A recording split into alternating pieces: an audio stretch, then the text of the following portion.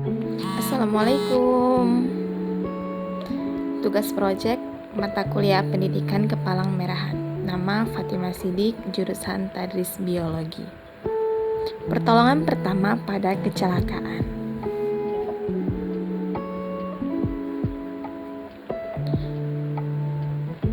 Sedikit kepedulian kita menolong banyak hal. Mari kita tingkatkan rasa kepedulian terhadap sesama. Pertolongan pertama pada kecelakaan. Pertolongan pertama pada kecelakaan adalah pertolongan sementara yang diberikan kepada seseorang yang mendapat kecelakaan mendadak sebelum mendapat pertolongan dari dokter maupun ahlinya. Tujuan P3K yang pertama menyelamatkan nyawa atau mencegah kematian, yang kedua mencegah cacat yang lebih berat, yang ketiga menunjang penyembuhan dengan mengurangi rasa sakit atau rasa takut. Prinsip saat melihat kecelakaan. Nah, jadi kalau teman-teman melihat sebuah kecelakaan, maka yang pertama teman-teman lakukan adalah dengan menghubungi 199, menyelamatkan diri, mengamankan korban, dan mengamankan lingkungan. Apa saja jenis cedera yang sering terjadi pada kecelakaan? Yang pertama ada cedera ringan berupa luka. Yang kedua ada cedera luka bakar. Yang ketiga ada cedera luka memar. Dan yang terakhir ada cedera patah tulang. Nah, di sini kita akan membahas mengenai bagaimana upaya pertolongan pertama pada cedera patah tulang atau fraktur. Kecelakaan pada fraktur atau patah tulang. Fraktur atau patah tulang adalah terputusnya kontinuitas jaringan tulang atau tulang rawan yang umumnya disebabkan oleh ruda paksa. Bagaimana penanganan korban dengan patah tulang? Nah, jadi ada beberapa tanda-tanda patah tulang. Yang pertama, terdapat kelainan bentuk pada tungkai atau lengan korban. Kemudian, patah tulang dapat terbuka, yaitu tulang yang terlihat keluar ataupun tertutup. Yang ketiga, hati-hati saat memindahkan korban. Berikan pertolongan dengan cara membuat tungkai atau lengan yang patah tidak bergeser. Nah, tahapan penyembuhan fraktur. Yang pertama ada tahap fase inflamasi. Pada fase inflamasi, terjadinya respon tubuh terhadap cedera yang ditandai dengan adanya pendarahan dan pembentukan hemantum pada tempat patah tulang.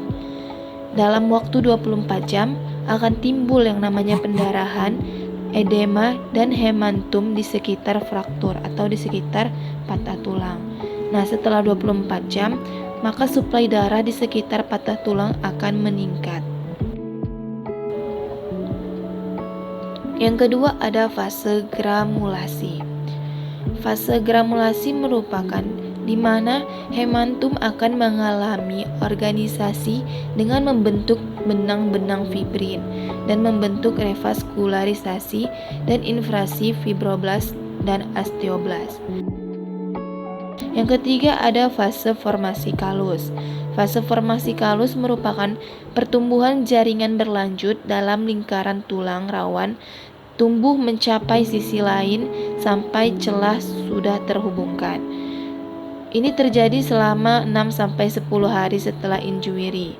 Granulasi terjadi perubahan dan membentuk kalus.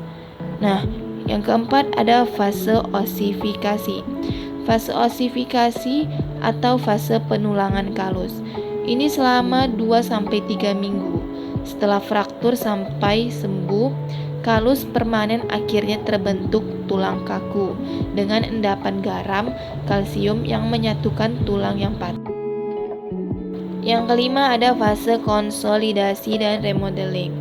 Fase konsolidasi dan remodeling membutuhkan waktu lebih dari 10 minggu, di mana kalus yang terbentuk dengan oksivitas osteoblast dan Selanjutnya cara membidai pada patah tulang tungkai bawah. Nah, cara membidai ini merupakan salah satu cara yang bisa digunakan pada cedera patah tulang.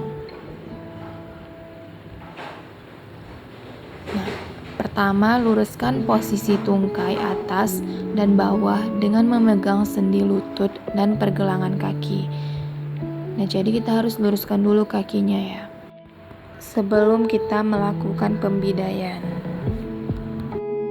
Nah, yang kedua, bila ada pendarahan pada kaki, maka lakukan penekanan pada luka dengan menggunakan kain, baju, atau semacamnya. Nah, jadi kita harus menghentikan pendarahannya terlebih dahulu. Itu bisa dengan cara melakukan penekanan pada luka tersebut. Nah, selanjutnya letakkan tungkai yang telah lurus pada bahan keras yang panjangnya mulai dari setengah paha sampai mata kaki dan lebar sesuai dengan lebar tungkai, dan berikan penahanan pada sisi kanan dan sisi kiri dengan panjang yang sama seperti alasnya. Nah, seperti di gambar, jadi kita siapkan dulu untuk alas bawahnya. Selanjutnya ikat kuat setiap penahan tersebut.